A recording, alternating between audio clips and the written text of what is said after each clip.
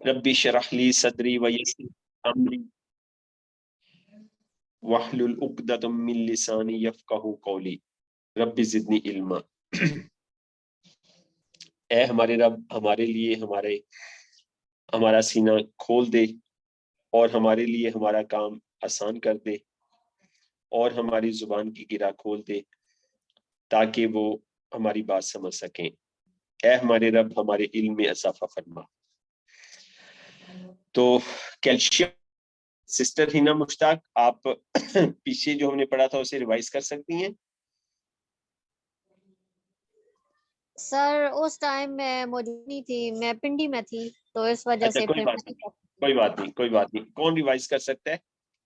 मोहम्मद हुसैन भी, आप रिवाइज कर सकते हैं? पिछली जो पीपीटी है मैंने ओपन की हुई है। मोहम्मद हुसैन भी या और कोई दोस्त? तारिक भाई, आप रिवाइज कर सकते हैं? पिछली पीपीटी मैंने ओपन की हुई है, बस चंद पॉइंट उसके बता दें। जी तभी कर दें, रिवाइज कर दें आप। 10% याद है वैसे इसमें से। जी जी इसमें calcium, the loss of bone mineral density, 70% has been accumulated before 20 years old.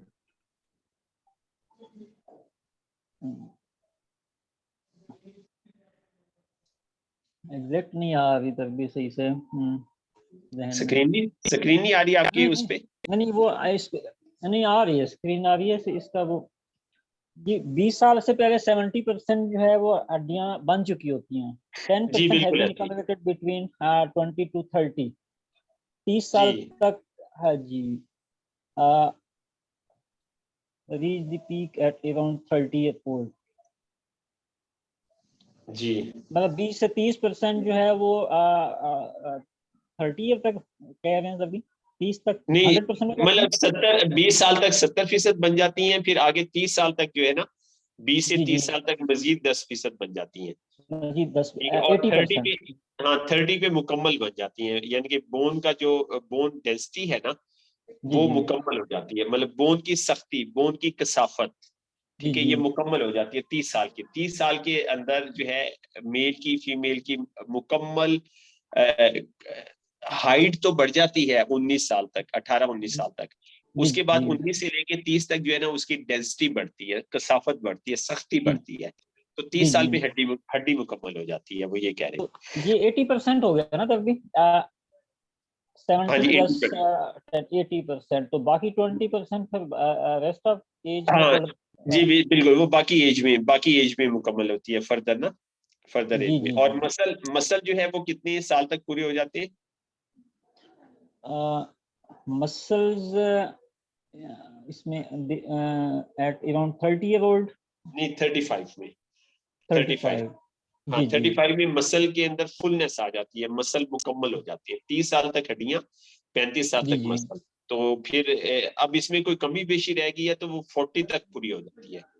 इसलिए अल्लाह ताला ने कुरान पाक में फरमाया कि माँ जो है बच्चे को 30 माह दूध पिलाती है और 40 साल का जवान करती है। इसलिए कहा है कि 40 साल जो है ना ये जवानी का टाइम होता है, मेल फीमेल का ना पीक का टाइम होता है। 40 साल तक उसकी सब चीजें मुकम्मल होगी होती हैं, इसलिए जवान कहा गया इंसान को। जी, and loss of bone 30% has been lost before 50 years। 50 साल से पहले 30% जो है हड्डियां कमजोर हो जाती हैं। हाँ, and has been 70 से पहले 50% वीक हो जाती हैं। जी ऐसे ही है। अब ये तरह भी ये उन लोगों के लिए ना, जिस तरह सिस्टर हिना एक अपनी कजन को लेके आई थी, वो 22 साल की थी, उससे स्टंट डले थे, ये उसके ऊपर ये फार्मूला नहीं अप्लाई होता। ये उन लोगों के लिए जो जिनकी कैल्शियम पूरी है और जो हेल्थ कॉन्शियस है, कैल्शियम को किल करने वाली, खत्म करने वाली चीजें नहीं खा रहे। अब सिस्टर हिना की जो कजन थी वो 22 साल की थी और स्टंट डले हुए थे, ठीक है। अब इसका मतलब ये है कि उसका तो 22 साल में ही जो है ना 50% से ज्यादा कैल्शियम का, बल्कि शायद इससे भी ज्यादा नुकसान हो गया है, जाया हो गई है उसकी कैल्शियम। मतलब उसकी अभी हड्डियां बनी नहीं है, कैल्शियम पहले जाया होगी।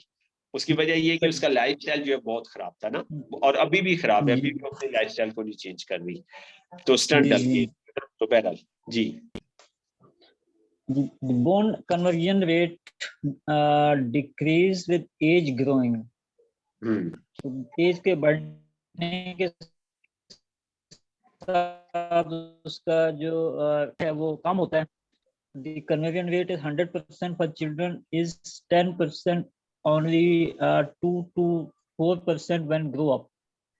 ठीक है जी, बिल्कुल इसलिए सही नहीं है। समझ जी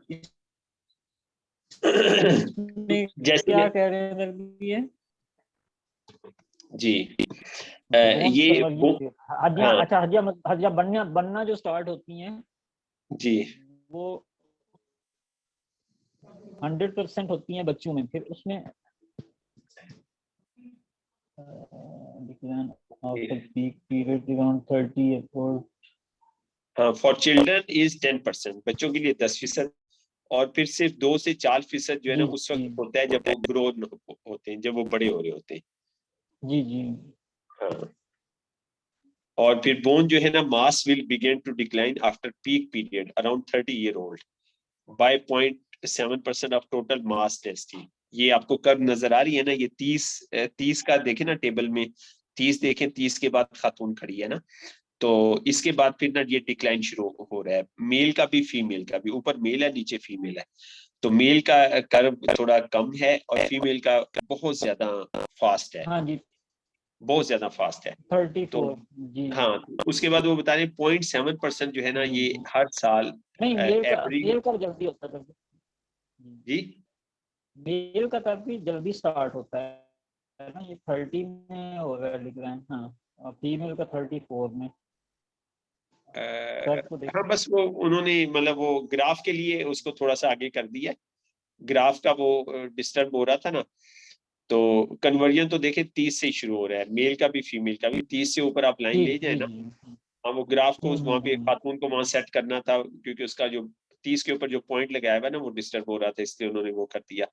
तो उसके बाद फिर ये ना डिक्लाइन शुरू हो जाता है, और ये जो है ना 0.7% होता है, जी ठीक है, और ये डिक्लाइन शुरू हो जाता है. तो इसलिए मतलब हमने यहाँ पे ये डिस्कस किया था कि जो फीमेल है ना उसकी कैल्शियम के ऊपर हमें ना तवज्जो ज्यादा देनी चाहिए, ठीक है. मेल की निस्बत फीमेल को कैल्शियम ज्यादा चाहिए. आपके घर में बच्चियां हैं तो उनकी कैल्शियम का ध्यान ज्यादा रखें as compared to your children, ठीक है ना. तो बच्चों को जो है जिंक ज्यादा चाहिए, ठीक है. तो बहरहाल और अभी जो है खास तौर पे आगे हम पढ़ेंगे भी कि फीमेल की जो हेल्थ है ना ये बहुत हमारी सोसाइटी में खराब हो रही है, खराब से खराब होती जा रही है.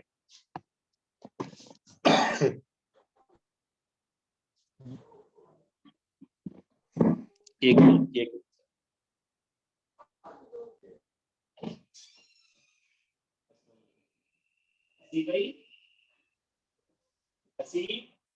लैपटॉप की लीड दे देना.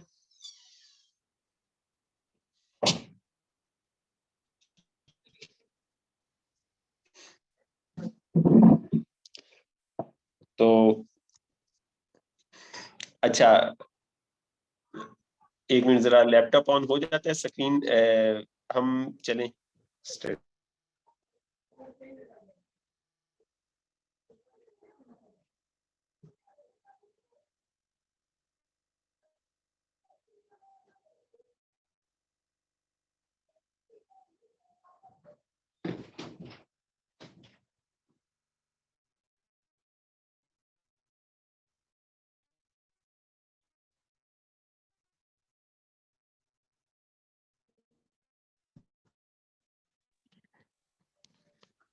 अच्छा ऑस्टियोप्रोसेस को आज हमने पढ़ने हैं. ऑस्टियोप्रोसेस बहुत इंपॉर्टेंट टॉपिक है और हमें बीइंग अ वेलनेस लीडर इसके बारे में मुकम्मल जानकारी होनी चाहिए ना. तो टाइम्स की जो कैल्शियम है इसको एक्सपर्ट ऑफ कैल्शियम कहा जाता है, और ऑस्टियोप्रोसेस में ये बहुत मुफीद है ना. ऑस्टियोप्रोसेस क्या है और इसके क्या क्या हमारे बॉडी में नुकसान है ना. ऑस्टियोप्रोसेस कहते हैं हड्डियों का बुरबुरापन, कि हड्डियां जो है वो भुरना शुरू हो जाती हैं, ठीक है. और हड्डियां क्यों भुरना शुरू हो जाती हैं, हमने शुरू में जब पढ़ा था कि कौन लोन लेता है हड्डियों से, बताएं जी कौन लोन लेता है, हमारी बॉडी का कौन सा ऑर्गन है जो लोन लेता है.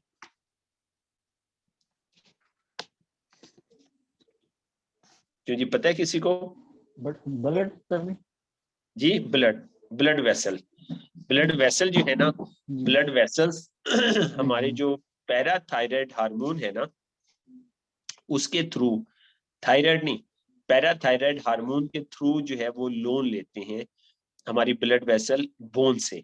ठीक है, तो बोन से लोन लेते जाते हैं। ठीक है, बोन से लोन, जब लोन का सिलसिला शुरू हो जाता है, टीसीएम फिलॉसफी ये कहती है 18 साल के बाद, 18 साल के बाद आप अगर कैल्शियम खुराक में प्रॉपर नहीं ले रहे तो हड्डियां जो है आपके 18 साल के बाद आपकी ब्लड वेसल बोन से लोन लेना शुरू कर देती है। हमने वहां पे वो पढ़ा था। फिर क्या होता है, हर साल आपकी डिक्लाइन होना शुरू हो जाता है 1%। ठीक है, बोन डेंसिटी है ना, और आपकी जो बोन की हेल्थ है ना, वो बोन का डिक्लाइन होना शुरू हो जाता है 1% हर साल। तो इस तरह से जब आप 28 साल के होते हैं तो 10% आप में कमी आ गई होती है। ठीक है, इसी तरह फिर आपकी वो कमी जो है वो आती रहती है। अच्छा, when bone mass drop to a certain degree, जब बोन का जो मास है ना, हुजम, ठीक है, जब एक खास लेवल तक जो है वो डिक्रीज होता है, the integrity of the bone, integrity of the, हाँ यही है, तो the integrity of the bone structure is destroyed. तो उसकी जो बोन का जो बोन की जो सालमियत है ना, ठीक है, वो जो है खराब, तबाह होना शुरू हो जाती है। बोन का जो स्ट्रक्चर है ना, वो तबाह होना शुरू हो जाता है। ठीक है, the bone is compressed to deformation, और जो बोन है ना, उसकी जो शक्ल है ना, वो चेंज होना शुरू हो जाती है, उसकी डिफॉर्मेशन होना शुरू हो जाती है। फॉर्मेशन होता है बनना, डिफॉर्मेशन उसके उल्ट हो गया ना, कि यानी कि उसका टूटना, उसके अंदर तोड़ फोड़ना, बनने के उल्ट हो गया। तो ये जो है ना, डिफॉर्मेशन जो है ये कंप्रेस होना शुरू हो जाती है। Fracture might occur even there is a small external force, बाहर से कोई भी हल्की सी कोई फोर्स लगे तो फौरन जो है ना फ्रैक्चर हो जाता है, हड्डी टूट जाती है। और ये अक्सर होता है, और this is known as osteoporosis, इसको ऑस्टियोप्रोसिस कहते हैं। आपने अक्सर देखा होगा देहात में, ठीक है, ये देखा होगा कि बुजुर्ग थे, नाना थे, आपके दादा थे, दादी थे, या कोई बुजुर्ग थे गांव के, तो वो छोटी वो वजू कर रहे थे, छोटी सी वो प्लास्टिक की उस पे चौकी पे बैठ के, तो वो गिरे हैं और हड्डी टूट गई। ठीक है, तो आप हैरान होते हैं कि यार कोई ऊंचाई से गिरे भी नहीं है, हड्डी क्यों टूट गई है?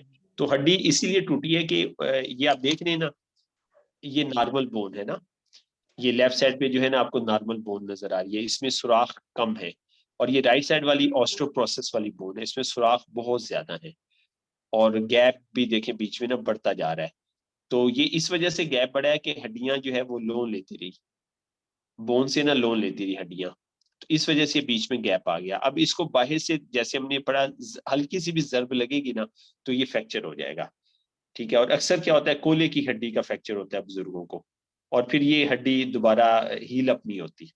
और हील अप इसीलिए नहीं होती कि उनके अंदर कैल्शियम एब्जॉर्ब नहीं हो पा रही होती, मेटाबॉलिज्म उनका इम्बैलेंस हो गया होता है, और उनके अंदर न्यूट्रिएंट्स की डेफिशिएंसी होती है, मसलन जिंक की डेफिशिएंसी होती है, मसलन विटामिन डी की डेफिशिएंसी होती है। तो जिसकी वजह से क्या होता है कि फिर बोन कैल्शियम जो है ना एब्जॉर्ब नहीं होती। तो अगर आप इन चीजों को एड्रेस कर लें तो आप उनका वो जो ऑस्टियोप्रोसिस है ना, उसको आप जो है वो स्लो डाउन कर सकते हैं, रोक भी सकते हैं।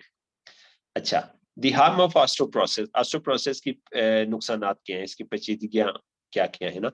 The risk of fracture increase 25%, यानी कि 25% ज्यादा चांस हो जाते हैं कि आपका जो है ना फ्रैक्चर का जो है ना रिस्क बढ़ जाता है, कि आपकी हड्डी टूट सकती है।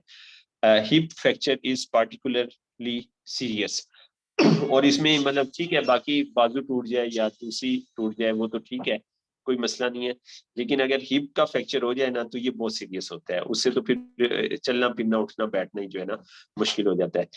5 to 20% ऑफ द पेशेंट में सफर फ्रॉम सीरियस कॉम्प्लिकेशंस। 5 से 20% जो पेशेंट है ना, वो जो है ना सफर हो सकते हैं, और उनकी बड़ी जो है सीरियस कॉम्प्लिकेशन उनकी हो जाती है, 5 से 20% कस्टमर की ना। डाइड ऑफ निमोनिया, हाँ आपको एक्सपीरियंस हुआ होगा, मुझे भी एक्सपीरियंस हुआ है कि उनको ओल्ड एज में ना निमोनिया हो जाता है। तो इससे भी, और अक्सर ना आपने देखा होगा गर्मी में निमोनिया हो जाता है, ठीक है। तो आप हैरान होते हैं यार ये गर्मी में निमोनिया कैसे हो गया, जरा सा मतलब पंखा मतलब चला, ज्यादा देर चला, रात को कपड़ा नहीं लिया तो बुजुर्गों को निमोनिया हो गया, ठीक है। तो वो निमोनिया की जो काज होती है पीछे जो है कैल्शियम डेफिशिएंसी होती है, ठीक है। और खुदा ना खास्ता हिप जॉइंट टूट गया, साथ निमोनिया हो गया, तो ये फिर मल्टीपल डिजीजेज जो है शुरू हो जाती हैं, जिसको फिर कवर करना ना मुश्किल हो जाता है। थ्रम्बस इन वन ईयर, लोथड़ा जम जाता है, ठीक है, अपनी ब्लड वेसल्स के अंदर हो सकता है, ठीक है, उसके अंदर लोथड़ा जम गया, ये भी उसकी रीजन होती है। 50% of survival could be disable, और अगर 50% लोग उसमें बच भी जाते हैं ना तो माजूर हो जाते हैं, ठीक है ना। तो नहीं तो लोग इससे बच नहीं पाते, मुमकिन नहीं है, उनकी डेथ हो जाती है। ऑस्टियोपोरोसिस हो गया, फ्रैक्चर हो गया कोली की हड्डी का, या और कोई हो गया, सा निमोनिया हो गया, और बड़ा शदीद निमोनिया था, बहुत कोशिश की डॉक्टर्स ने और वो नहीं बचा सके, अल्लाह को प्यारी होगी। तो फौरन हमें ना कैल्शियम की तरफ तवज्जो देनी चाहिए, और उसके जो कैल्शियम के जो 2 कैरियर हैं, विटामिन डी और जिंक, उसकी तरफ हमें तवज्जो देनी चाहिए। तो उसकी तरफ तवज्जो देंगे तो हम इस बीमारी पे काबू पा लेंगे। अच्छा, in addition the bone hyperplasia is associated with the body's calcium deficiency। तो इसके साथ साथ क्या होता है हाइपल्शिया। अच्छा, इसको आप ना जहन में बिठा दें, हाइपर HYPER, हाइपर जिसके साथ भी आएगा ना जिसके साथ भी लफ्ज आएगा उसका मतलब ये होगा हाइपर, पर चिड़िया के पर, तो चिड़िया ऊपर उड़ती है, इसका मतलब आप ये जहन में रखेंगे कि ये बढ़ गया है हाइपल्शिया। हाइपल्शिया क्या हुआ है, इसमें हड्डियां जो है हड्डियां ज्यादा बनना शुरू हो जाती हैं, हाइपर हो जाती हैं, मतलब हाइपर टेंशन, ब्लड प्रेशर ज्यादा हो जाता है, हाइपर ग्लाइसीमिया, ठीक है, शुगर जो है वो शुगर का लेवल बढ़ जाता है, ठीक है। तो हाई का लफ्ज जहां भी आएगा ना, हाइपर का लफ्ज जहां भी आएगा, इसका मतलब ये है कि वो बढ़ गया है, जरूरत से ज्यादा बढ़ गया है। तो ये भी जो है ना बॉडी की कैल्शियम डेफिशिएंसी के साथ जो है वो जुड़ा हुआ है, बोन हाइपल्शिया, ठीक है। तो ये जो है हड्डियों के कैंसर की पहली स्टेज है, इसमें हड्डियां जो है वो ज्यादा बनना शुरू हो जाती हैं, उभरना शुरू हो जाती हैं। कभी आपको इत्तेफाक हुआ हो कि अंगूठे की हड्डी है बाहर निकलना शुरू हो गया, अंगूठे की जो साइड बनती है पांव का अंगूठा, उसकी हड्डी बाहर निकलना शुरू हो जाती है, पांव की हड्डी बाहर निकलना शुरू हो जाती है। तो ये हाइपल्शिया है ना, तो ये जो है ना वो बाहर निकलना शुरू हो जाती है, बढ़ना शुरू हो जाती है। तो ये भी जो है ना वो कैल्शियम की कमी की वजह से जो है वो होता है।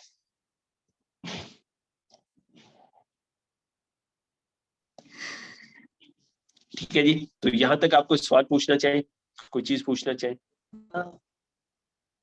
जी सर, भी इसमें जैसे मोरंग का जो मसाइल होते हैं, मोरंग का ऑपरेशन होता है, मोरंग निकालते हैं, तो वो इसी की काज होती है या कोई और वजह होती है? जी यही वजह होती है, वो इसी की टाइप है ना, उसमें भी यही होता है कि मोरा जो है वीक हो जाता है, मोरा कमजोर हो जाता है उसकी जगह फिर आर्टिफिशियल मोरा लगाते हैं, उसकी भी काज यही होती है। जी जी। हाँ तो इसमें इसके अलावा भी ऑस्टियोपोरोसिस के अलावा भी कोई काज हो सकती है इधर भी मोरा में वो जो पेन होता है आमतौर पे? नहीं तरवी, मेन काज कैल्शियम डेफिशिएंसी है ना, मेन कैल्शियम कैल्शियम। कैल्शियम कम होती है, तो फिर आपने देखा होगा ना ऐसे लोगों का ये होता है कि शोल्डर ऊपर नहीं जाता, बाजू नहीं मूव होता है, या बाजू सुन्न रहता है। हाँ जी, हाँ मेरे जी। भी एक जानने वाले उनका जो है ना वो हुआ था, तो जी जी। बाजू उनका सुन ही रहता था, पेन होता था, तंग आ गए थे, कहते मैं क्या करूं, तो डॉक्टर के पास गए, उन्होंने कहा जी मोरा चेंज कर देंगे, तो मोरा चेंज किया, उसके बाद आज चल ठीक है, लेकिन ये हल नहीं है, सोल्यूशन नहीं है। इसका हाँ, हल सर क्या है? कैल्शियम की कमी की वजह से आज आपका मोरा खराब हुआ है, उसके बाद क्या होगा, आपकी जी जी। टांगें खराब होंगी, उसके बाद क्या होगा, आपको ब्लड प्रेशर होगा, उसके बाद क्या होगा, शुगर होगी, उसके बाद आपको लंबी सीरीज शुरू हो जाएगी बीमारियों की। तो बेहतर ये है कि आप उसी को रिपेयर करें, थोड़ा सा पेशेंस रखें, जो चीज खराब हो गई है, ठीक है, तो वो उसकी अलामात आई हैं, तो उसको आप ना एड्रेस करें, उसको एड्रेस करें, ठीक है, और आप एफर्ट करें मोर और उस चीज को रिवर्स करें, ये कामयाबी है अल्लाह के हुक्म से। जी। मोरों में अगर जैसे एक तो होता है आखिरी स्टेज होती है, तब भी एक आगाज होता है किसी का भी, मोरों में दर्द होता है, जा नहीं रहा होता किसी चीज से, उसमें क्या यूज करना चाहिए? कैल्शियम के अलावा क्या चीज थेरेपी कौन सी करनी चाहिए? तारी भी थेरेपी, एक्विलाइफ की थेरेपी सुपर है इसमें ना, बहुत ही सुपर है। जी मतलब आप फौरन रिजल्ट ले लें, चंद मिनट में रिजल्ट ले लें। उसने सही सही अब्दुर्रहमान ने मेरी थेरेपी की तो मैं भी मतलब ऐसा एक्सपीरियंस नहीं हुआ था। मतलब सजदे की पोजीशन में बैठ जाए, सजदे की सही पोजीशन में आप जैसे सजदा करते हैं ना अत्तहियात हाँ में बैठ के, तो जी बेड के जी ऊपर सजदे की पोजीशन में बैठ जाएं और हर मोरे के ऊपर आप थेरेपी करवा लें, सही तो आप सही रिजल्ट से हैरान रह जाएंगे। मतलब चंद मिनट की थेरेपी आप करेंगे तो आपका पेन शेन जो है ना वो आप कहेंगे यार किधर गया मेरा पेन। तो बाकी आप जी जो जी अच्छा सर पेशेंट जो है वो सर पेशेंट जो है वो रुकू वाली पोजीशन में हाँ बैठे और फिर हम जी, उसकी फिर आप थेरेपी थेरेपी करें। जी सर सजदे की सूरत में और बैठना है या फिर अतहियात की सूरत में? अत्तहियात की रुकू सूरत में बैठ के उसके बाद सजदे में जैसे जाते हैं वैसे चले जाएंगे आप बेड के ऊपर, ठीक है। और फिर सही मोरे का जो, सही हाँ मोरे अच्छा का जो अच्छा टॉप सेंटर बनता है वो आपको पता चल जाएगा। पिन रखेंगे उस पर करंट महसूस होगा, तो वहां पे रख के आप उसकी थेरेपी जी कर लें। जितना मैक्सिमम करंट आप बर्दाश्त कर सकते हैं। पेन वहां पे बहुत ज्यादा होती है, बहुत ज्यादा पेन होती है। उसकी मूवमेंट पर भी अभी जैसे अतयात में बंदा बैठा है, हमने थेरेपी स्टार्ट की तो वो एक एक मिनट के बाद आगे मूव करेगा या कि एक मिनट में सजदा कर देगा? कितना उसको गैप कितना देना चाहिए थेरेपी का? किस स्पीड से वो बस वो सजदे की हालत में बैठेगा, आप उसकी थेरेपी शुरू कर देंगे। एक मोरा, दूसरा मोरा, तीसरा मोरा, चौथा मोरा, 2-3 मोरों में अक्सर पेन होता है, तो आप 2-3 मोरों को आप जी जी थेरेपी कर देंगे, वो उसी पोजीशन में जी बैठेगा। जी सर तो ये थेरेपी जो है मतलब तब तक हम ले सकते हैं जब तक वो जी बिल्कुल रिलैक्सेशन जो है ना बंदा अच्छा फील ना मतलब करे। वो सजदे मतलब अपने जी जी ऐसे ही है।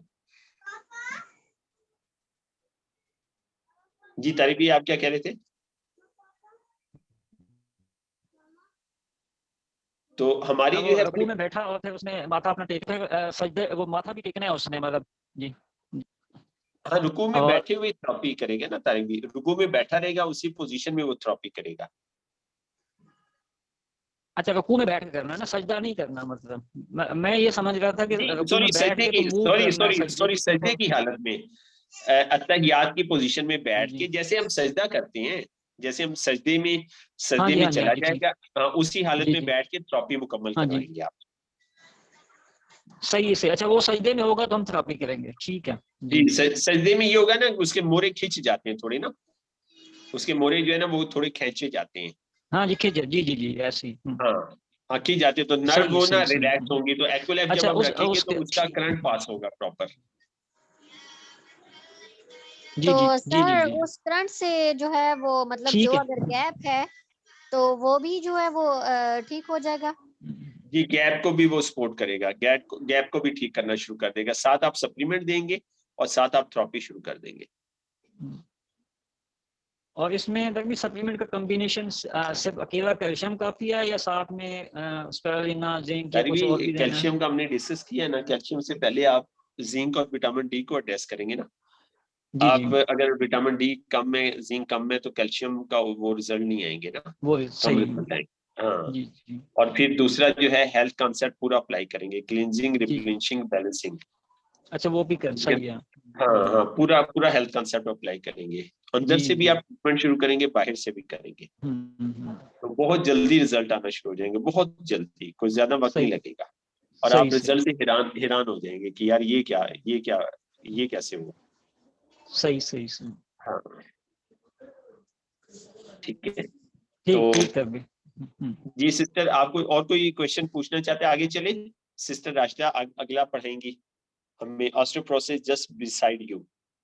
सिस्टर आपने, सिस्टर राशिदा, इस ऑस्टियोपोरोसिस के साथ कुछ अगर लिखा हुआ है तो आप हमें भी लिखवा दें, इसके पेज के साथ कोई लिखा हुआ है अगर। जी सर, मेरे पास एक पेशेंट बैठे हुए हैं। मैं जस्ट आपको 5 मिनट तक ना मैं ज्वाइन करती हूँ। आप ये स्लाइड करवा दें, उससे अगली मैं स्लाइड इंशाल्लाह ये करवाती हूँ। चलें मैं जस्ट चलें, फ्री ठीक होने वाली हूँ। है। ठीक है ठीक है, और दूसरा आप जो है ना वो जो लिखा हुआ है वो भी हमें लिखवा दीजिएगा, ठीक है। जी सर। अच्छा, osteoporosis is just beside us. Osteoporosis जो है ना बस हमारे बिल्कुल साथ ही है ना। At present about 200 million people around the world suffer from osteoporosis. 200 million लोग ऐसे हैं पूरी दुनिया के अंदर जो ऑस्टियोप्रोसिस से ना सफर कर रहे हैं, ठीक है। whose morbidity has become the 7th common disease and frequency occurring disease, ठीक है। अच्छा, उसकी जो मॉर्बिडिटी कहते हैं मरीजाना हालत, ठीक है। उसकी जो मरीजाना हालत है ना, ये 7वीं जो है आम बीमारी बन गई है जो बार बार हो रही है। मतलब ये बार बार होने वाली फ्रीक्वेंटली अकरिंग डिजीज बन गई है, और ये इसका नंबर दुनिया में 7वां इस बीमारी का नंबर आ गया है। And which also rank the first among the major diseases, और जो मेजर डिजीजेज है ना उसमें इसका पहला नंबर है। Endured by the middle age and aged people, ठीक है, जो कि जो है बर्दाश्त की जाती है मिडल एज, और जो बूढ़े लोग हैं वो लोग इसको जो है ना वो बर्दाश्त करते हैं इस बीमारी को।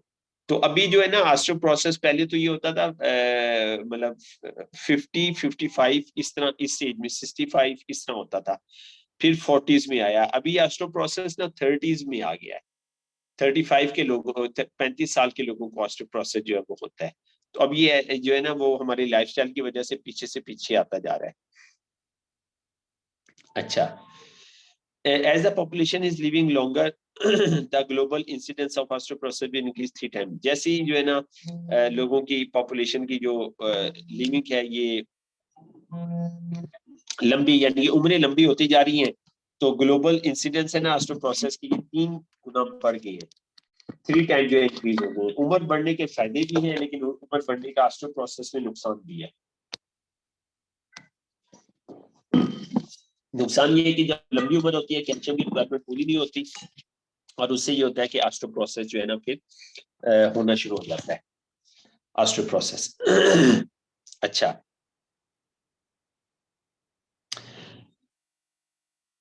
in America, Europe and Japan, about 75 million people suffer from the osteoporosis। America, Europe और जापान के अंदर ना 75 मिलियन लोग हैं जो ऑस्टियोप्रोसिस से जो है सफर कर रहे हैं ऑस्टियोप्रोसिस की वजह से। And in China about 90 million patient, China में 90 मिलियन पेशेंट है ना, which account for 7% of the whole population, और जो पूरी पॉपुलेशन है ना उसका वो 7% है, पूरी पॉपुलेशन का वो 7% है।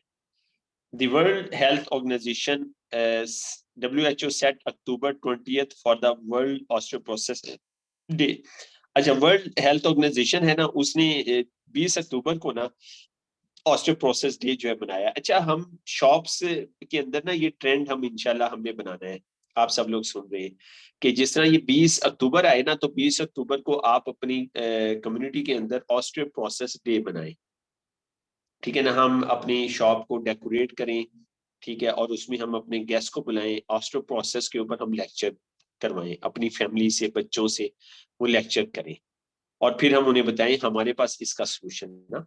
हम इसके लिए यहाँ पे थेरेपी सेंटर चला रहे हैं, फ्री थेरेपी करते हैं, हमारे पास एक्युलेव थेरेपी है, और हमारे पास वो इलेक्ट्रोमैग्नेटिक वो वेव थेरेपी है, फिर हमारे पास सप्लीमेंट भी है।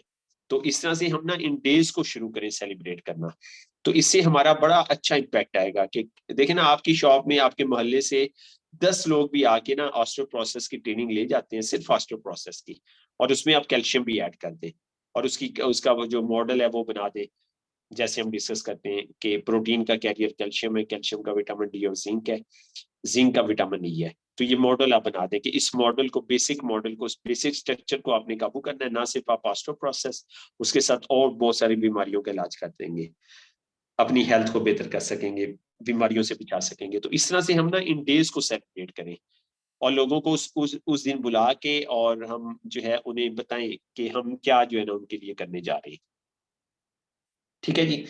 अच्छा, तो पाकिस्तान की अगर हम बात करें तो पाकिस्तान में 45.8% लोग जो है ना ऑस्टियोप्रोसिस का शिकार है ना,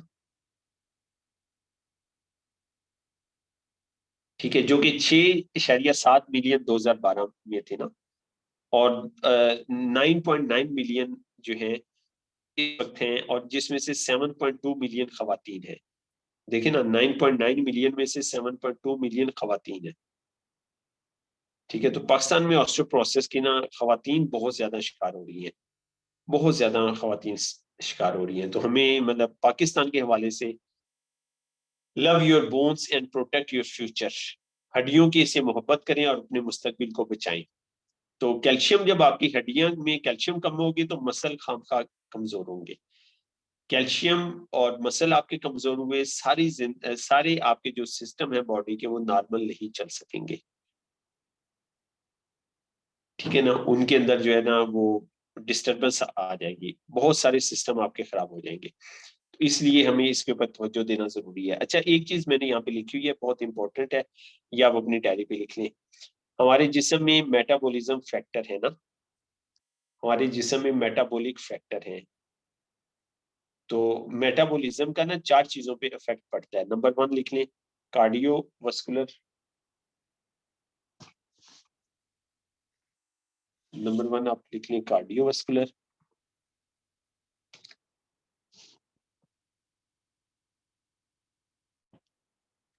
हमारे जिस्म में 4 मेटाबॉलिक फैक्टर हैं, 4 METABOLIC,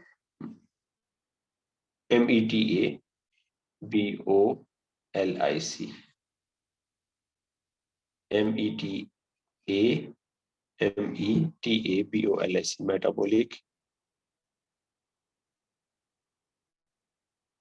फैक्टर है। हमारे जिस्म में 4 मेटाबॉलिक फैक्टर है। ठीक है, तो नंबर 1 है कार्डियोवास्कुलर,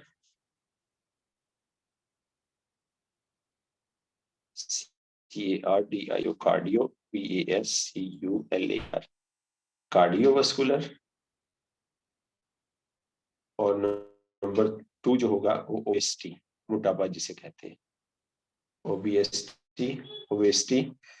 और मतलब ये सारे मेटाबॉलिक फैक्टर है ना, यानी कि आप मेटाबॉलिज्म को डिस्टर्ब करेंगे, ठीक है, तो इससे आपको 4 बीमारियां जो है वो कंफर्म होंगी जब आप अपने मेटाबॉलिज्म फैक्टर को डिस्टर्ब करेंगे। सर आपने कार्डियो, सेकंड बोलिए। Obesity, OBESITY, OBESITY, OBESITY, obesity, मोटापा जिसे कहते हैं ना। फिर ओबेसिटी कैटेगरी 1 होती है, 2 होती है, 3 होती है। Obesity class 1, class 2, class 3। तो वह क्लास 2 100+ होती है। और फिर नंबर 3 जो है डायबिटिक है और ब्लड शुगर।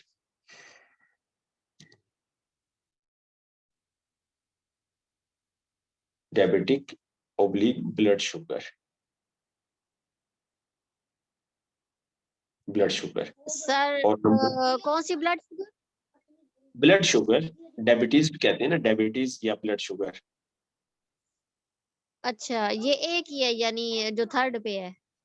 हाँ, डायबिटीज और ब्लड शुगर जी, डायबिटीज भी कहते हैं ना इसे, डायबिटिक और ब्लड शुगर। और नंबर 4 है कोलेस्ट्रॉल डेंसिटी, ये हाई भी हो सकती है, लो भी हो सकती है।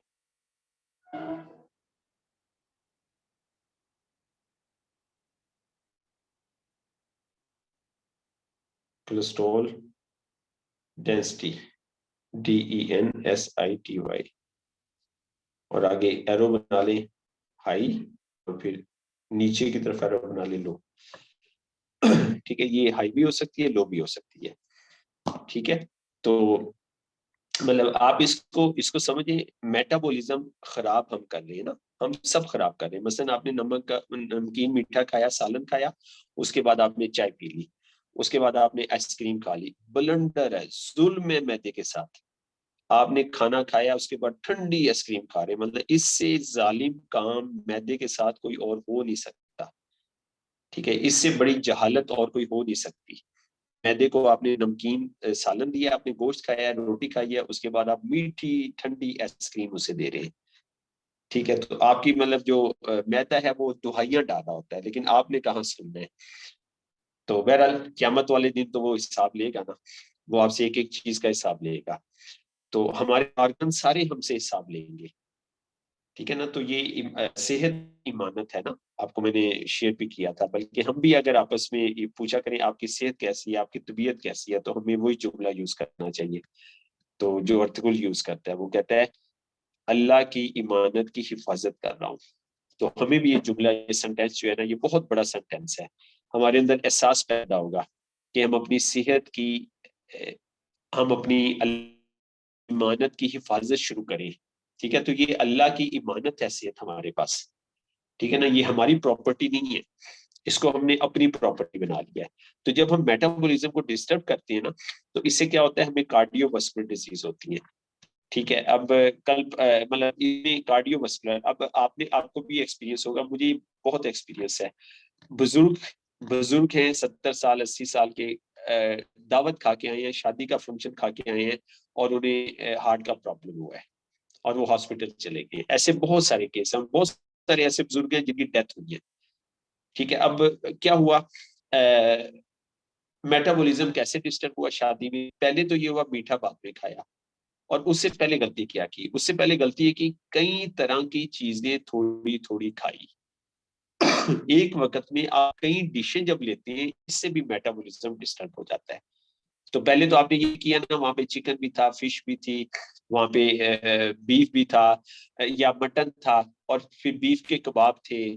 ठीक है, फिर वहां पे चना चाट भी था, फिर वहां पे रशियन सैलड भी था, फिर वहां पे जो है ना वो राइस भी थे, रोटी भी थी। तो आपने सारी चीजें जो है ना वो खाई, क्योंकि शादी भी आई है, शादी में खाना तो फर्ज होता है। तो लेकिन आपने मेटाबॉलिज्म को डिस्टर्ब कर दिया। तो पहले तो आपने मेटाबॉलिज्म को इस तरह डिस्टर्ब किया, और फिर रही सही कसर थी, तो उसके बाद आपने मीठा खा लिया। और फिर बोतलें जरूर होती हैं, बोतलों से तो और सवा सत्यानाश होता है। तो अब फिर क्या हुआ, आप आए तो आपको जो है ना हार्ट प्रॉब्लम, हार्ट में पेन होता है, और फिर सीधा अस्पताल चले जाते हैं। वो जी हार्ट प्रॉब्लम मुझे हो गया। भाई हार्ट प्रॉब्लम नहीं हुआ, ये आपने अपने मेटाबॉलिज्म को खराब किया है। तो क्या हुआ, आंतों के अंदर गैस बनी है, गैस बनी है, छोटी आंत का जोड़ा दिल है। ठीक है, दिल और छोटी आंत का जोड़ा है। तो जब छोटी आंत डिस्टर्ब हुई है, तो उसकी वजह से दिल डिस्टर्ब हुआ है। तो ये आपको हार्ट प्रॉब्लम नहीं है। तो अभी भाई आए हुए थे, तो उन्हें सुबह को जो है ना उठे हैं, कहते हैं जी मुझे हार्ट वाली जगह पेन हो रहा है। तो मैं समझ गया था, एक दिन पहले दावत खाई थी उन्होंने, और टका के वायलेशन की थी। तो मैंने भी उनके साथ खाई थी, मैंने अल्हम्दुलिल्लाह वायलेशन नहीं की थी। तो बहरहाल मैंने फिर 2-3 डॉक्टर से मशवरा किया, मुझे तो पता था क्या मसला है। उन्होंने कहा डिस्प्रिन दे दे, मैंने नहीं दी डिस्प्रिन, मैंने 2 चिटासन दी बस, और एकोलेफ्ट थेरेपी की। 1 घंटे से पहले पहले बिल्कुल फिट थे। तो मुझे पता था कि क्या इन्होंने गड़बड़ की है। तो इस तरह से जो है ना, मतलब मेटाबॉलिज्म को डिस्टर्ब करेंगे, कार्डियो प्रॉब्लम होगा ना। कार्डियो प्रॉब्लम हुआ तो इसमें आपकी फैमिली को होगा, तो हाथ पांव फैलाने की जरूरत नहीं है आपको। आप फौरन उनकी इंटेस्टाइन पे फोकस करें। आप जो है चिटासन दे सकते हैं, आपके पास चिटासन नहीं है तो आप जो है अजवैन, सौंफ और पुदीना, इसका कावा बना के आप दे सकते हैं। आप उनको काला नमक और अजवैन मिक्स करके दे सकते हैं, फक्की दे सकते हैं। आपके पास कोई हकीमी फक्की घर में रखा करें जरूर, हाजमे की फक्की आप घर में रखिए। तो इस तरह से आप कई ऑप्शन है, गर्म पानी के साथ आप वो फक्की दें, और उनको कि आप जरा चले फिरे। और अगर आपके पास बीसीएम है तो फौरन बीसीएम की थेरेपी आप करवा दें, तो वो बहुत सपोर्ट करती है। ठीक है जी। तो आपको हाथ पांव फैलाने की जरूरत नहीं है कि हार्ट प्रॉब्लम हो गया, तो फियर में जाने की जरूरत नहीं है। मसला मेटाबॉलिज्म को डिस्टर्ब किया था, और ये दावत के बाद ही होता है, दावत के बाद हुआ था। फिर ओबेसिटी होती है इसकी वजह से, फिर शुगर होती है, शुगर भी मेटाबॉलिज्म डिस्टर्ब होता है तो शुगर होती है। तो मतलब आप वेलनेस लीडर हैं, आप जो है, लोग आपको कहते हैं शुगर है, तो आप समझ जाएं इन्होंने अपने मेटाबॉलिज्म को 1 दफा नहीं, 2 दफा नहीं यार, 10 दफा मेटाबॉलिज्म को खराब करेंगे, आपको शुगर नहीं होगी। यार आप शायद 50 दफा भी खराब करें तो शुगर नहीं होगी। ये कोई 100 से भी ज्यादा दफा हम खराब करते हैं, 100 या 100 से ज्यादा दफा हम खराब करते हैं, तो फिर कहीं जाके शुगर होती है। शुगर, अल्लाह ने कोई ऐसी मशीन नहीं बनाई है गलती करेंगे तो मशीन में बीमारी आ जाएगी। अल्लाह ने ऐसी मशीन नहीं बनाई। हम गलतियों की मतलब गलतान करते जाते हैं, सीरीज हम रेगुलर करते हैं, तो उसके बाद फिर ये मसला होता है। फिर कोलेस्ट्रॉल का मसला भी इसी वजह से होता है, जब आपका मेटाबॉलिज्म डिस्टर्ब होता है तो कोलेस्ट्रॉल बढ़ जाता है या कोलेस्ट्रॉल कम हो जाता है। तो ये भी मेटाबॉलिज्म के डिस्टर्ब होने से होता है। तो ये 4 हमारे जो है ना, ये मेटाबॉलिज्म के फैक्टर थे। ये मैंने कहा आपके लिए, आपको जानना जरूरी था, समझना जरूरी था, लिखना जरूरी था। ठीक है जी, कोई सवाल हो आपको यहाँ तक?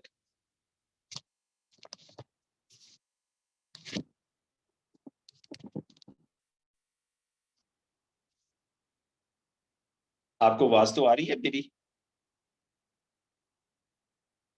जी सर आ रही है। सर आ रही अच्छा अच्छा, बिल्कुल बिल्कुल खामोशी हुई हुई है, तो बहरहाल नहीं सर, माशाल्लाह से आप इतना अच्छा समझा रहे थे तो वही गौर से सुन रहे थे। अच्छा अच्छा अच्छा अच्छा, चले चले जी, तो ऐदा से आप ना हार्ट के मसले पे, इस पे आप परेशानी होगी जी। सिस्टर आगे आप पढ़ा दें। अच्छा सिस्टर, इन दोनों पेजेस के साथ आपने कुछ लिखा हुआ है? नहीं सर, जितना आपके पास है मेरे पास भी एज इट इज ही है।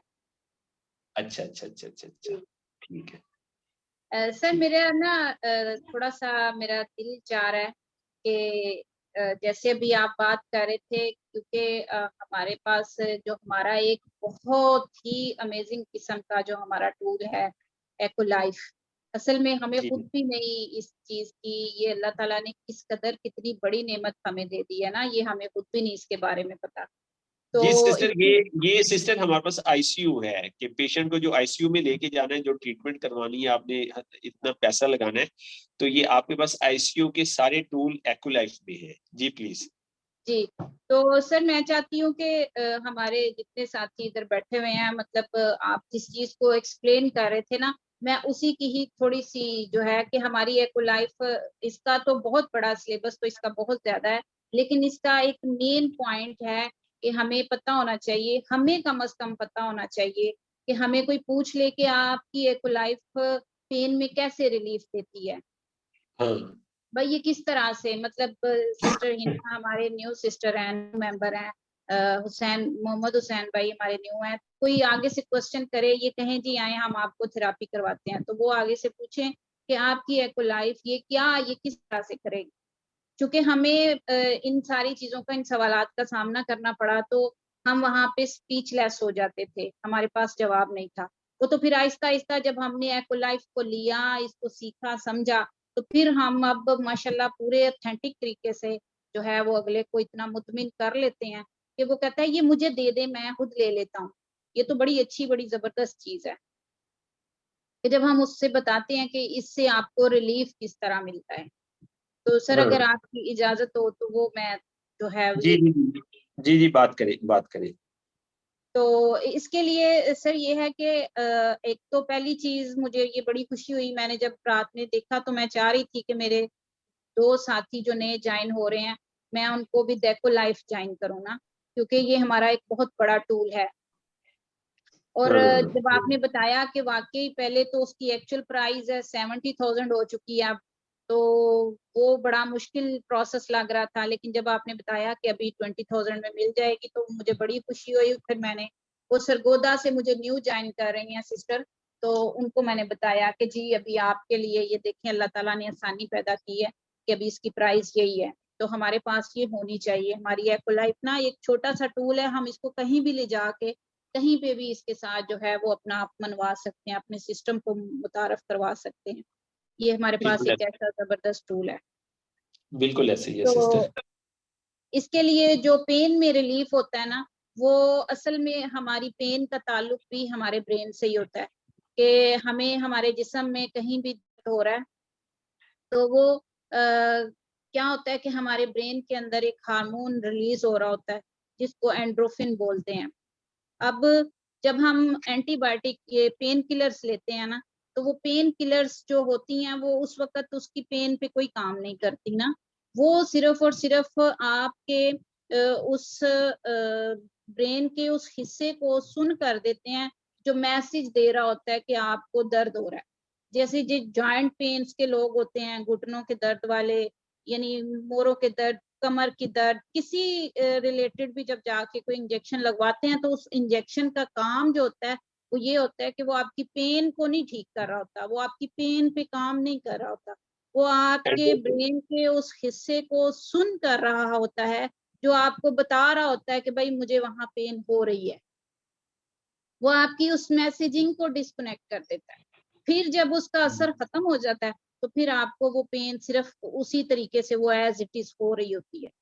तो ये चीज होती है, हमारे जिस्म के अंदर जो दर्द होता है हमें फील होता है, और उसका जो हम पेन किलर से इलाज कर रहे होते हैं वो ये होता है। लेकिन हमारी एक्वालाइफ उसमें क्या किरदार अदा करती है, वो मैं अब थोड़ा सा जो है ना वो अपने साथियों के साथ डिस्कस करना चाह रही हूँ। जी जी प्लीज।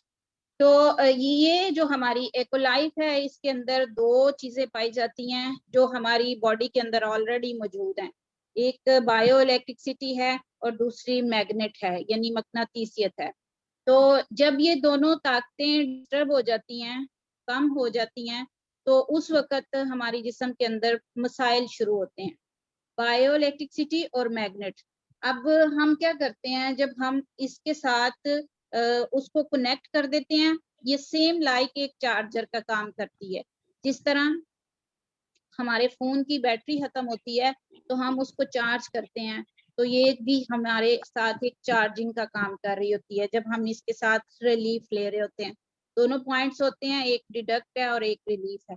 जब आप रिलीफ मोड पे इसको लगा के तो अपने कस्टमर को रिलीफ देंगे, तो उस वक्त का जो इसका प्रोसेस है वो ये होता है कि ये इसकी मकनातीसियत की वजह से खून की गर्दिश जो होती है वो बेहतर हो जाती है। जिस्म में मौजूद जो ऑक्सीजन की मिकदार होती है ये उसको भी बढ़ाती है। यानी आपके जिस्म के अंदर जो आपके रेड ब्लड सेल होते हैं, जिनके जो ऑक्सीजन कैरियर होते हैं, ये उनको स्टिमुलेट करती है, उनकी ताकत को बढ़ाती है, यानी उनके लिए मजीद हौसला अफजाई पैदा करती है। तो ये जिस्म के दूसरा, ये आपके जिस्म के मेटाबॉलिज्म पर भी बहुत मस्बत असरात छोड़ती है। एक्वालाइफ की थेरेपी से क्या है कि मकनातीस करंट और बरकी करंट जो है, ये दोनों आपके जिस्म की ताकतों, यानी आपके जब असाब तन जाते हैं, जैसे अभी आप उसको डिफाइन कर रहे थे कि कमर में शदीद किस्म का जब दर्द होता है, आपके जिस्म के किसी भी हिस्से में जब शदीद किस्म का दर्द होता है, तो उसमें आपके वो पट्टे जो होते हैं वो शदीद किस्म के ना अकड़ाव का शिकार हो चुके होते हैं।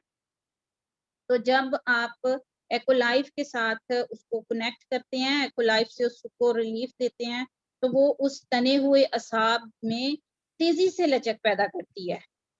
और जितना भी वहां पे वो उस वक्त आपको शदीद दर्द होता है और उसकी जो लचक उस वक्त पैदा हो रही होती है, यानी जब ये जाती है तो वहां पे जो भी अगर तो वो आपके प्रेस हो गए हैं, ये मोरे वाला सिस्टम है।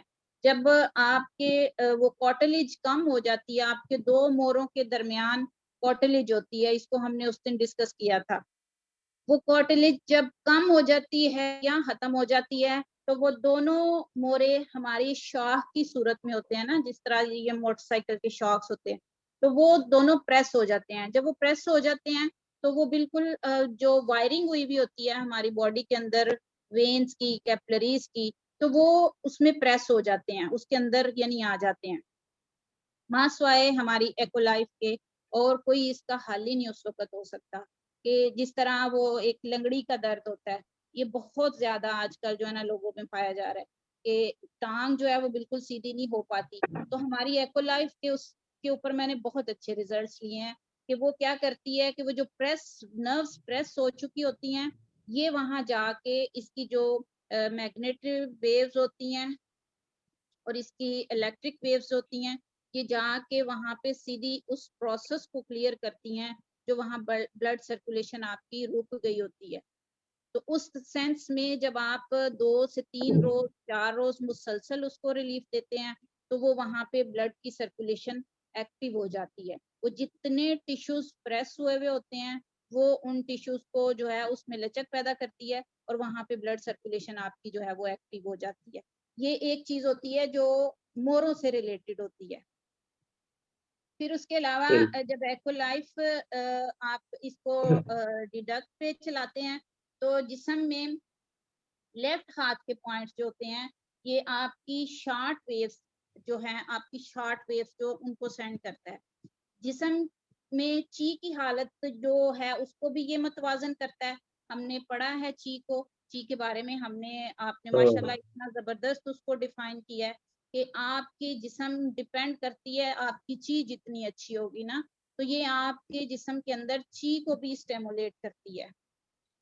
ठीक है, अब तीसरी चीज ये है कि जब रिलीफ मोड पर हम इसको लगाते हैं तो एक्वालाइफ बिल्कुल उसी तरह इलेक्ट्रिक करंट जो है उसको जिस्म में इस तरह से काम करती है। जो रेड ब्लड सेल्स और वाइट ब्लड सेल्स होते हैं उनकी तादाद बढ़ जाती है।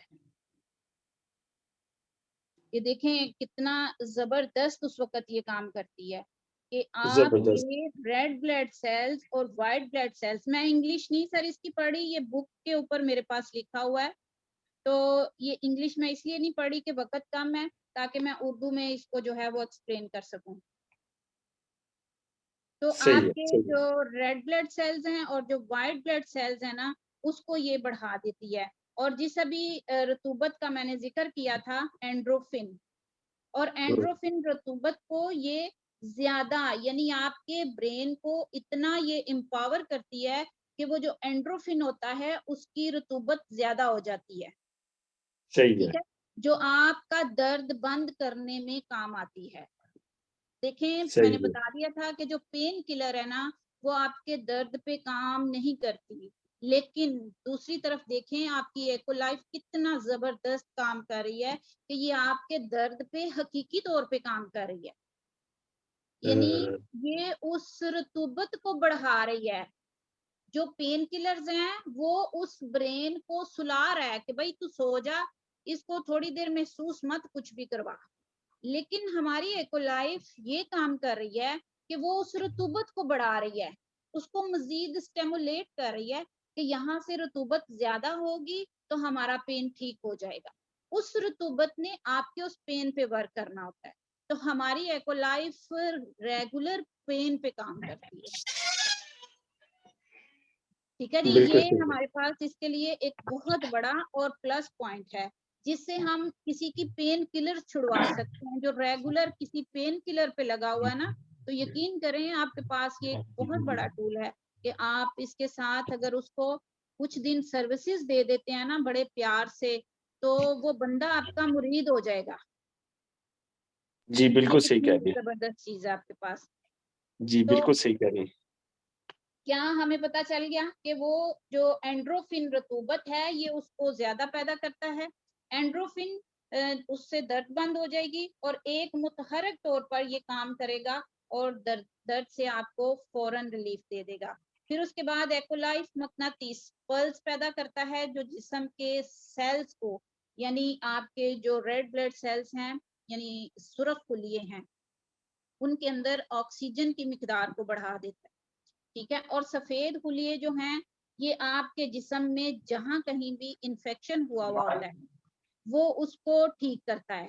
ठीक है, अब ये दोनों चीजों पे आपकी एक्वालाइफ जो है वो जबरदस्त वर्क कर रही है कि आपने उसकी सोजिश को भी ठीक कर दिया, जो इन्फेक्शन था वो भी ठीक हो गया, जो क्लॉटिंग थी आपके ब्रेन के किसी भी हिस्से में, आपके कैपलरीज, आपके धागा नुमा जो वेन्स होती है ना उनको कैपलरीज कहा जाता है, उनके अंदर ब्लड की सर्कुलेशन सबसे पहले स्लो भी होती है और रुक भी जाती है, और क्लॉटिंग भी उन्हीं में होती है।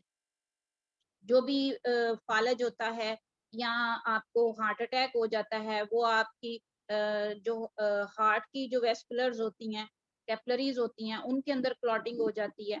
तो ये क्लॉटिंग को खत्म करने का हमारे पास एक बहुत बड़ा टूल है जो कि एलोपैथिक में आपको कहीं नहीं मिलेगा।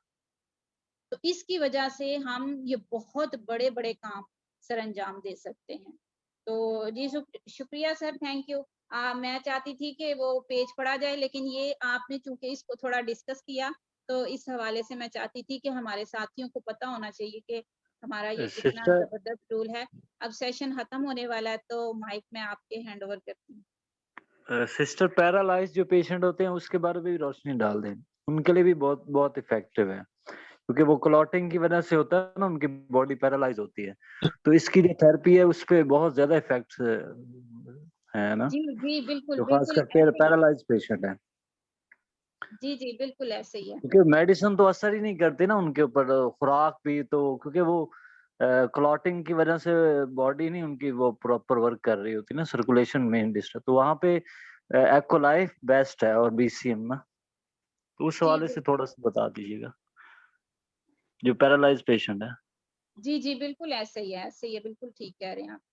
सर अब टाइम शॉर्ट रह गया तो माइक जी आपके जी हैं। बिल्कुल सही है जी। क्लास को एंड करते, क्लास को एंड करते। जी क्या पॉइंट आपको अच्छा लगा, 1 by 1 आप शेयर कर दें। जी मनोवर भाई, आपको क्या अच्छा लगा आज, कौन सा पॉइंट अच्छा लगा? तभी भी मुझे ये अच्छा पॉइंट लगा जो आपने बताया ना कि मेटाबॉलिक जब मेटाबॉलिज्म जब आपका डिस्टर्ब होता है तो वो जो है जो 3 चीजें मुझे पता लगी है कि एक तो है कार्डियोवास्कुलर डिजीज होती है, और फिर ओबेसिटी, और उसके बाद फिर है डायबिटिक। तभी जी। फोर्थ क्या थी, फोर्थ बता दे। कोलेस्ट्रॉल, कोलेस्ट्रॉल का हाई होना या लो होना। ये तभी ये मुझे अच्छा लगा पॉइंट। थैंक और यू। जो तो हमारी हम माशाल्लाह अपना और अपनी जो हमारी फैमिली के मेटाबॉलिज्म का ख्याल रखें ना, उसको जी जी खराब ना होने दें। तभी और फिर जो माशाल्लाह हमारी जो सिस्टर आशिदा गिलानी साहब हैं, साहबा हैं, जो इन्होंने थोड़ा सा ब्रीफ किया, तो ये बड़ा मेरे लिए एक अलार्मिंग था कि हम जो जी लेते हैं पोस्टमॉर्टम रिपोर्ट और ये सारा कुछ पेन किलर्स, ये जी कैसे। हाँ जी जी सर। ये सुन करते हैं। और सिस्टर ने कहा एक्ुलाइफ क्या कहती है, एंडोर्फिन, एंडोर्फिन कहा ना इन्होंने, जी एंडोर्फिन जी हार्मोन, जी तभी एंडोर्फिन हार्मोन रिलीज करती है, उससे दर्द कुदरती तौर पे जो है वो कंट्रोल होता है। एंडोर्फिन हमारा ब्रेन छोड़ता है। बहुत अच्छी इन्होंने टेक्निकल साइंटिफिक रीजन, साइंटिफिक इन्होंने वजाहत कर दी। जी थैंक यू, थैंक यू जी। सिस्टर हिना मुश्ताक, आप बता दें आपको आज कौन सा पॉइंट अच्छा लगा? जी सर, मुझे जो कैल्शियम की ऑस्टियोपोरोसिस वो भी बहुत अच्छा लगा है। इसके अलावा जो आपने 4 फैक्टर बताए वो भी माशाल्लाह से बहुत अच्छे लगे। और फिर उसके बाद जिस तरह से आपने ब्रीफली हर चीज़ को बयान किया मेटाबॉलिज्म के लिहाज से, और सबसे एंड पे माशाल्लाह से मैं बहुत गौर से सुन रही थी अपनी जो इको लाइफ है उसके, मैं तो जी मुजज़ात ही कहूँगी कि वो चीज़ें मैंने सुनी और सीरियसली अमेजिंग, क्योंकि हमारे लिए तो ये सब कुछ फर्स्ट टाइम है। और माशाल्लाह से सिस्टर राशिदा गिलानी तो वो एक्सपर्ट है इन सारी चीज़ों की, उन्होंने तो जी ऐसी है, एक्सपेरिमेंट किए हुए हैं। तो जी ऐसी है। माशाल्लाह से इसके बारे में जो है वो नॉलेज लेके तो ये आल टू जी आज का सेशन तो माशाल्लाह से सारा ही बहुत ज़्यादा इंफॉर्मेटिव है। जी thank you, thank you very much. Thank you जी। अब्दुल रहमान भाई, आप शेयर कर दें आपको कौन सा पॉइंट अच्छा लगा?